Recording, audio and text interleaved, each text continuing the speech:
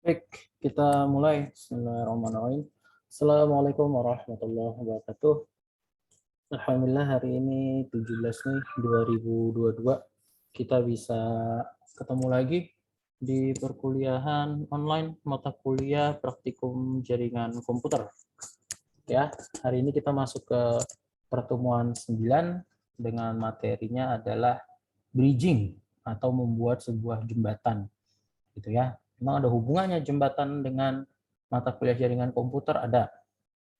Cuman jembatan itu jangan kalian artikan mentah-mentah gitu ya. Jadi yang namanya bridge itu atau jembatan digunakan untuk menghubungkan dua network yang berbeda kelasnya gitu ya atau berbeda jaringannya. Misalkan jaringan antara kampus A dengan kampus B mau dihubungkan menggunakan bridge, atau bisa juga dihubungkan antara jaringan internet dengan jaringan intranet. Jadi jaringan intranet itu walaupun dia sifatnya intranet, nanti dia akan bisa masuk ke dalam dunia global. Oke, saya nggak akan menjelaskan secara detail tentang bridging karena materinya sudah saya upload di aplikasi MyBase ya. Sebentar saya cek dulu, benar nggak udah saya upload. Layar saya sudah tampil ya di monitor kalian. Salah. Kok sini? Oh, ini ya. Di ruang materi. Di pembelajaran. Nah, ya sudah saya upload ya tentang konfigurasi bridging di Mikrotik gitu ya. Jadi nanti silahkan kalian simak penjelasannya seperti apa. Oke, sebelum masuk ke pembahasan tentang tugas akhir, saya cuman sangat menyayangkan aja karena sampai hari ini, bukan sampai hari ini, sampai dengan tanggal yang ditentukan kemarin, tanggal yang sudah saya umumkan di grup, tidak ada satupun dari kalian yang mengupload tugas. Gitu ya, padahal saya kasih tugasnya cukup lama ya, dari sebelum kita libur Lebaran saya sudah kasih tugas ke kalian, dan pengumpulan terakhir itu adalah kemarin di hari Jumat tanggal 13 Mei 2022. Di email pun tidak ada satupun yang mengirimkan email. Saya pikir linknya punya saya yang bermasalah gitu ya. Tapi nggak ada juga tuh. Ternyata di email saya yang masuk nih, saya lagi refresh. Ya sudah, karena tugasnya sudah lewat, saya harus mengupload nilai kalian juga. Jadi saya anggap eh, tugas tugas yang kedua ya di mata kuliah PJK ini saya anggap semuanya dapat 0 gitu ya. Ini sebagai buktinya nggak ada yang ngumpulin soalnya sampai dengan batas waktu yang ditentukan, dan sampai hari ini pun di email saya nggak ada masuk gitu ya. Oke, itu buat masalah penugasan. Jadi saya bahas sedikit tentang masalah bridging. Kok layar saya ketutup?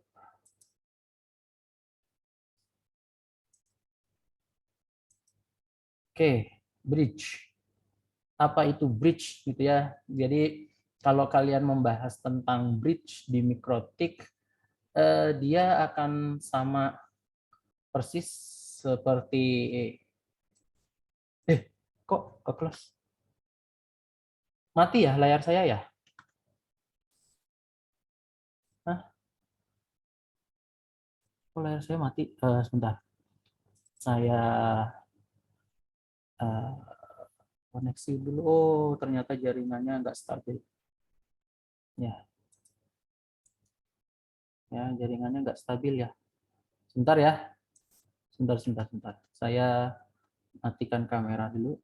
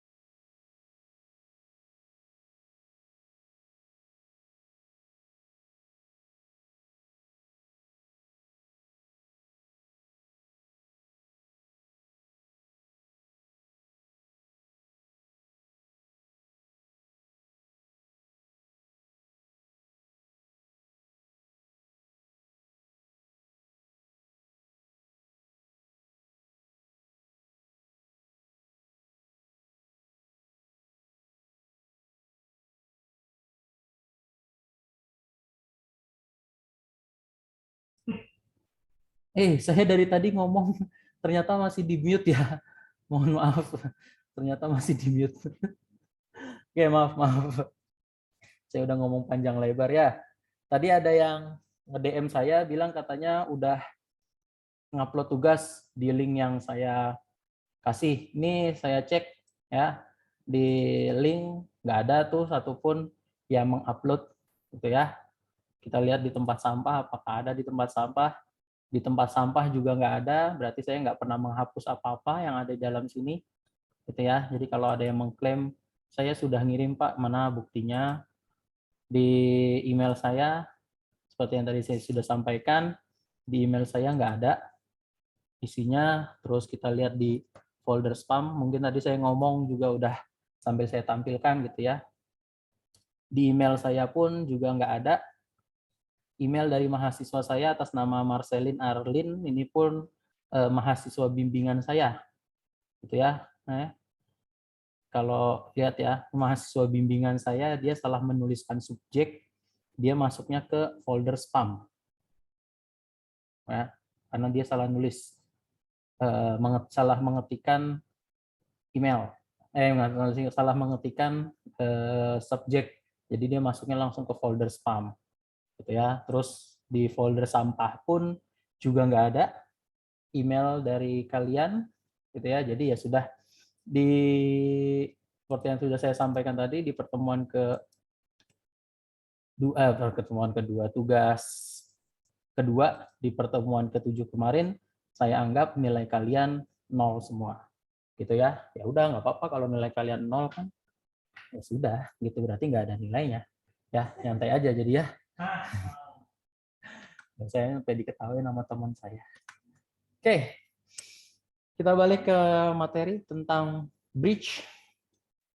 Jadi kalau kalian belajar tentang bridging gitu ya, kalian akan bersinggungan langsung sama yang namanya switch, gitu ya. Kalau switch itu perbedaannya di mana sih? Perbedaannya itu nanti saya cuma ngejelasin teori sedikit doang ya, karena materinya sudah saya upload. Kenapa bukan saya yang bikin video? Karena memang penanggung jawab mata kuliah ini bukan saya, gitu ya. Penanggung jawab mata kuliah ini ya orang yang bikin video itu yang sudah saya share ke kalian setiap minggunya, namanya Pak Jordi. Pak Jordi itu penanggung jawab mata kuliah praktikum jaringan komputer ini, ya. Oke, balik lagi ke masalah bridging. Jadi kalau kalian belajar tentang bridging, pasti kalian akan belajar tentang bridge dan switch. Dua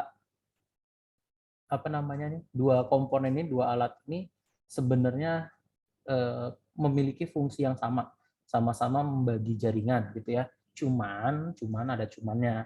Bridge itu biasanya dipakai secara khusus untuk menghubungkan dua network yang saling berbeda.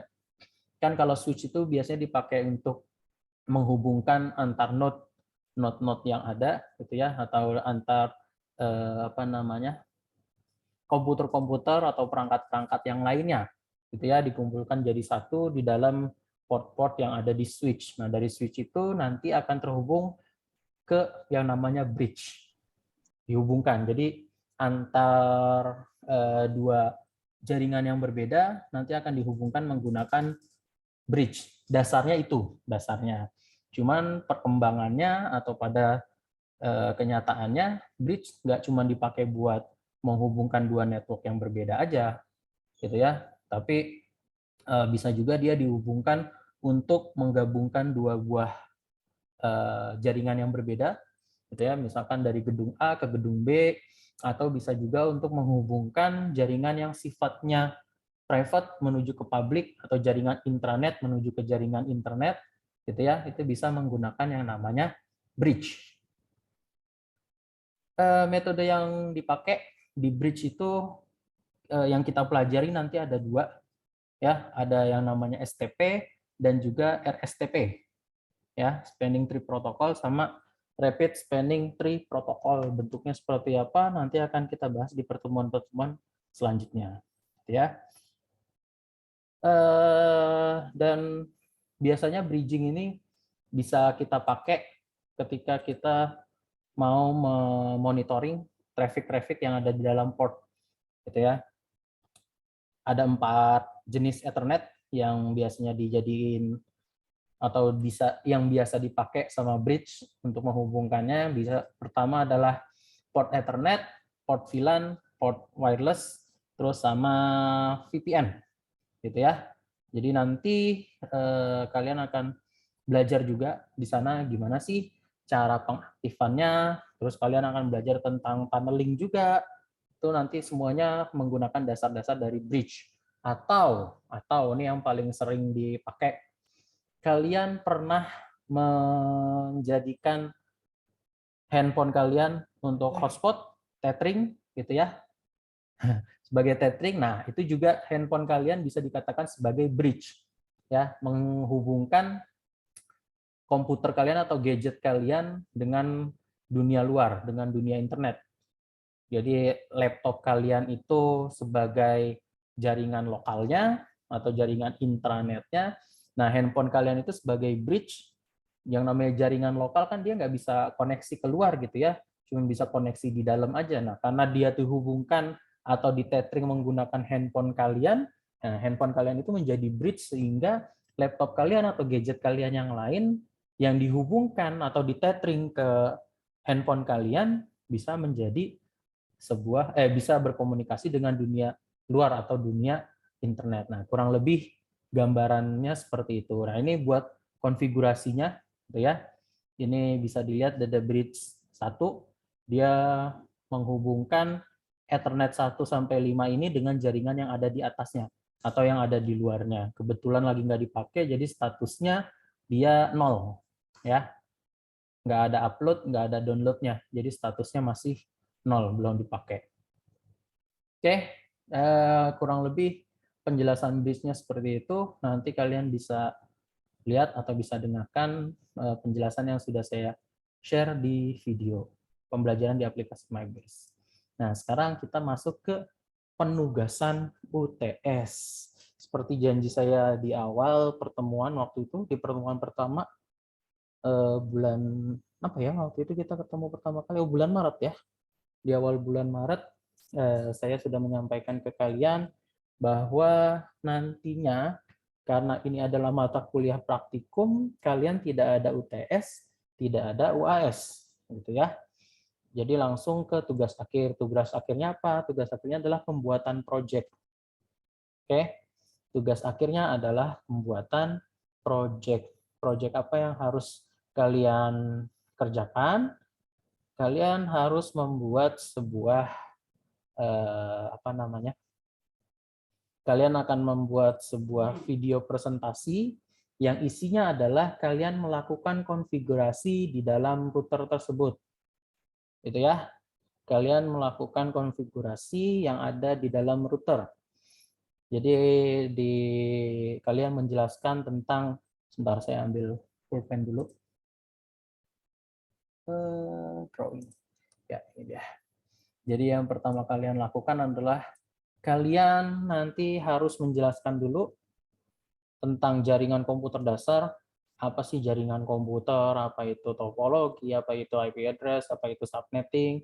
Terus kalian juga mendemonstrasikan di mana teknik pengkabelan, ya, teknik crimping itu gimana sih cara pengaplikasiannya, apa perbedaan antara crossover dengan strike through, itu perbedaannya apa? Apakah cuman bersilang doang, dan kenapa itu kabel-kabel harus disilang? Kenapa kabelnya nggak dijadiin satu aja gitu ya, cuman satu jenis aja? Nah, itu harus kalian jelaskan. Terus kalian langsung menjelaskan tentang mikrotik. Apa sih mikrotik itu? Oh, mikrotik itu nama provider, pembuat alat pembagi jaringan. Monitoring jaringan, gitu ya. Dia menggunakan router yang menggunakan operating system, karena mikrotik itu adalah mikrotik router itu adalah sebuah CPU sebenarnya, sebuah komputer, ya. Jadi dia memerlukan operating system dalam bekerja. Nah, nama operating systemnya adalah router OS. Setelah kalian menjelaskan apa itu mikrotik router OS, terus kalian harus menjelaskan tentang yang namanya firewall. Firewall sudah dijelaskan di video dan sudah dijelaskan juga tentang cara konfigurasinya. Firewall itu digunakan untuk apa sih? Terus cara pengaplikasiannya itu seperti apa, gitu ya. Terus habis itu kalian harus menjelaskan tentang wireless. Wireless itu apa? Terus gimana cara konfigurasinya di dalam jaringan komputer, gitu kan? Itu semuanya kalian jelaskan satu persatu. Oke? Apakah sudah selesai? Ya belum, karena pembahasannya kan masih banyak. Ya. Oke, pembahasannya masih banyak. Terus kalian menjelaskan lagi tentang bridging yang hari ini nih. Videonya sudah saya share dan kita masuk ke materi yang sekarang. Ya. Mana sih kok close? Bridging, kalian jelaskan apa itu bridging, gimana cara kerjanya, gimana cara pengaplikasiannya, terus gimana cara konfigurasinya sampai jaringan itu bisa siap bisa digunakan untuk untuk bekerja, gitu ya. Terus terakhir kalian menjelaskan tentang routing.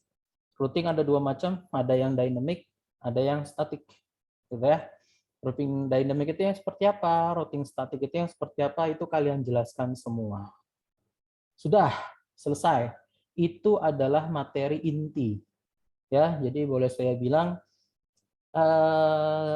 tugas pembuatan video konfigurasi router ini, router mikrotik lebih tepatnya, ada dua bahan. Yang satu adalah wajib dan yang satu adalah tambahan. Tambahan maksudnya gimana? Berarti kalau yang namanya tambahan, tunneling, QoS, sama network management nggak usah dong, nggak. Maksudnya bukan seperti itu. Ya, maksudnya bukan seperti itu. Jadi masing-masing kelompok nanti mengerjakan hal yang berbeda. Gitu ya, misalkan kelompok satu ngerjain tunneling, terus kelompok kedua mengerjakan network management, kelompok ketiga konfigurasi QoS, gitu ya. Itu yang menentukan nanti saya, gitu ya. Ini misalkan ada kelompoknya Paul. Nah, saya kebetulan apalnya cuma Paul doang di kelas ini, namanya Paul, kebetulan kelompok 5. Terus karena hasil dari penentuan yang sudah saya lakukan, si Paul mendapat tugas untuk melakukan konfigurasi tunneling, gitu ya. Ada LUTP, PTP, gitu ya, BGP dan yang lain-lainnya itu Paul lakukan. Terus nanti di kelompok yang lainnya mungkin ada juga yang dapatnya QoS, gitu ya, atau ada juga yang dapatnya tentang network management. Apa aja yang dilakukan, gitu ya. Oke, saya ulang. Jadi nanti akan ada dua bagian. Bagian wajibnya adalah semua yang saya kasih checklist warna merah, ya, dari poin 1 sampai dengan poin 7, itu adalah bagian wajib yang harus dikerjakan oleh semua kelompok. Sedangkan bagian kedua adalah bagian yang saya tentukan siapa menggunakan apa, gitu ya. Oke, jadi yang warna hitam itu adalah yang wajib dikerjakan oleh semua kelompok, sedangkan yang warna pink itu adalah pembagian tugas yang akan saya share ke kalian nanti. Mudah-mudahan setelah perkuliahan ini bisa saya share ke kalian. Saya coba cek dulu absensi kalian. Ini masih ada ya. Saya hilangin dulu.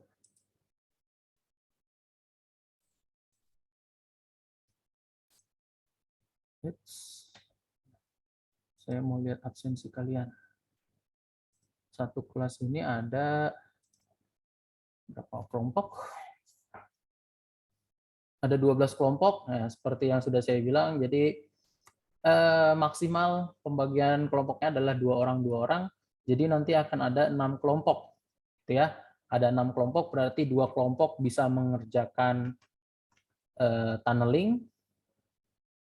Terus 2 kelompok lagi, 2 kelompok mengerjakan tunneling, 2 kelompok mengerjakan QoS, dan 2 kelompok mengerjakan network management. Seperti itu ya. Jadi pembagiannya saya ulangin lagi biar jelas. Nanti recordingnya kalau ada yang nggak masuk hari ini, recordingnya akan saya share di aplikasi MyBase dan nanti akan saya kasih juga reportnya link videonya di grup kelas kali ya. Ntar kita share gitu ya. Oke, saya ulangin lagi.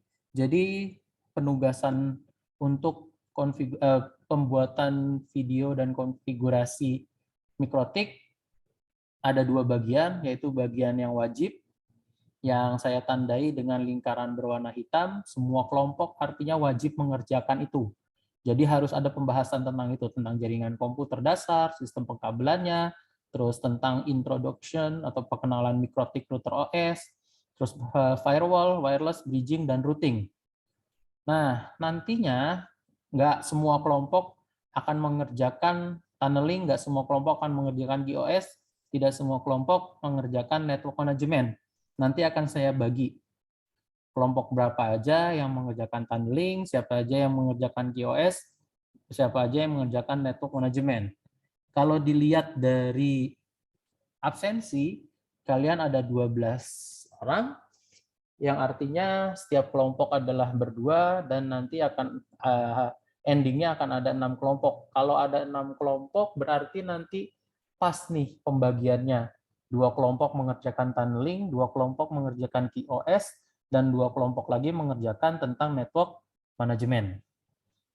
Pak, yang paling gampang yang mana? Nggak ada yang paling gampang, semuanya sama. Ya, semuanya sama. QoS itu, QoS kalau kata orang yang paling gampang, enggak. Kata siapa QoS paling gampang? QoS itu ada banyak loh. Ya, QoS itu ada banyak. Ya, ada banyak banget yang harus kalian jelaskan. Terus masalah tunneling juga, ya itu ada banyak banget yang harus kalian jelaskan, nggak semudah itu. Terus network management juga, kalian akan belajar tentang monitoring jaringan komputer itu seperti apa gitu ya. Itu akan sangat banyak pembahasan yang dibahas. Jadi kalau tanya yang paling gampang yang mana, nggak ada yang paling gampang. Semuanya sama rata. Jadi si Pak Jordi ini sudah mendesain mata kuliah ini sedemikian rupa, jadi semuanya akan mendapatkan pembagian tugas yang sama rata, pembagian atau porsi tugas yang sama rata. Oke, mungkin itu yang bisa saya sampaikan untuk hari ini. Kalau ada yang mau bertanya, silahkan. Saya buka sesi pertanyaan. Nilai UTS nggak ada, nilai tugasnya 0, yang kedua udah gitu aja ya. Jadi saya sudah pernah ngajar kalian di semester lalu dan saya sudah kasih peringatan berkali-kali, nggak ada alasan kalian, Pak saya kerja, Pak saya lupa, nggak ada alasan seperti itu. Kalau kalian alasannya karena kerja jadi nggak ngerjain tugas, pertanyaan saya, yang milih kerja sambil kuliah siapa? Kan bukan paksaan dari saya, tapi kalian sendiri yang mendorong diri kalian untuk bisa kerja sambil kuliah. Jadi semua konsekuensinya ya harus kalian tanggung. Yang kuliah sambil kerja bukan kalian doang, tapi yang nggak ngerjain tugas ya cuman kalian doang. Kalau saya prinsipnya kayak gitu dari zaman dulu. Ya, jadi saya pun pernah mengalami posisi seperti kalian, harus bekerja juga dan harus kuliah juga, bahkan pada saat itu saya udah punya anak dan istri, ya nggak ada masalah buat saya, gitu ya. Lebih baik saya pulangnya lebih malam dengan bilang ke istri dan anak saya, daripada saya nggak ngerjain tugas, karena efeknya bakalan ke mereka juga. Kalau saya nggak lulus, gitu ya, satu mata kuliah, otomatis saya harus bayar harus ngulang lagi di mata kuliah itu di semester berikutnya, kan duit saya juga kebuang. Yang tadinya bisa dipakai buat beli susu anak, bisa dipakai buat jalan-jalan sama anak istri saya, buat seneng-seneng. Tapi karena saya di satu mata kuliah, otomatis saya nggak bisa melakukan itu.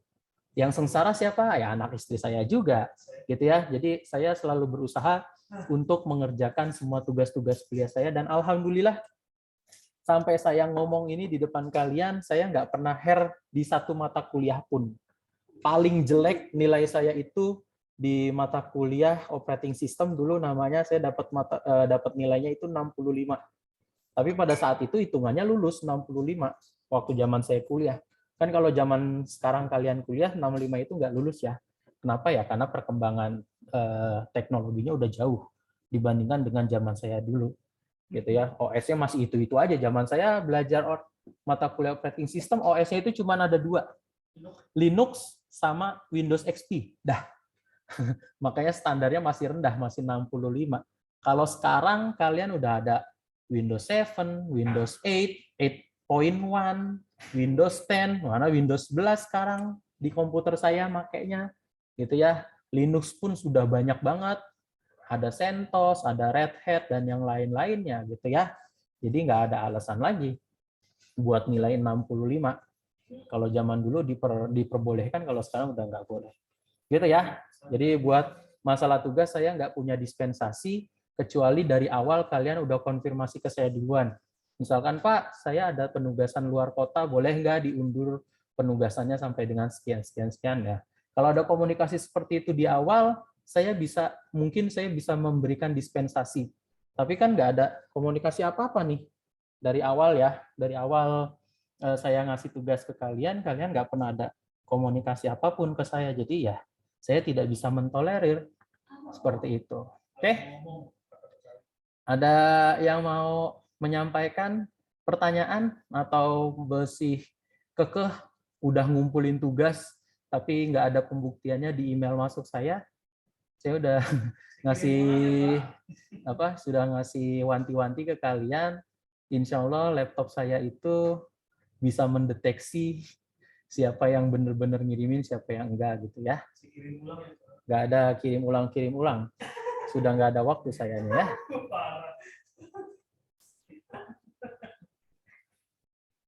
Maaf ya, banyak gangguan nih di ruangan saya, emang gini.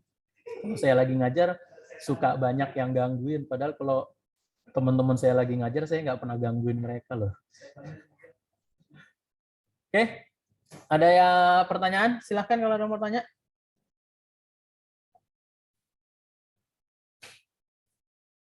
Nggak ada? Oke, kalau nggak ada pertanyaan seperti biasa, saya harus mengambil bukti absensi, ya, bukti absensi yang sebagai bukti kalau saya sudah mengajar di kelas kalian. Silahkan aktifkan kameranya dulu sebentar.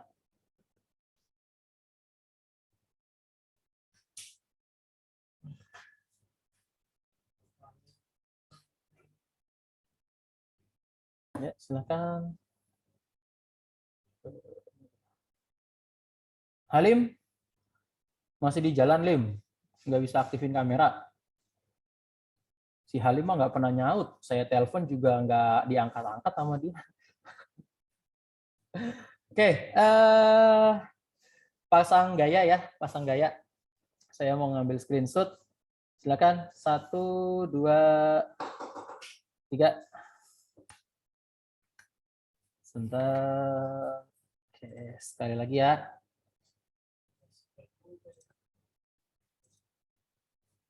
Bentar. Saya ngambilnya di mana sih? Oh, di sini. Ini dia. Sebentar. Oke, 1, 2. Oke, sip. Oke, kalau nggak ada yang ditanyakan, saya rasa cukup pertemuan buat hari ini. Kita doakan teman-teman kalian yang lagi sakit, semoga segera disembuhkan. Yang lagi dapat kesusahan, semoga segera dipermudah. Saya tutup pertemuan hari ini. Assalamualaikum warahmatullahi wabarakatuh. Waalaikumsalam warahmatullahi wabarakatuh.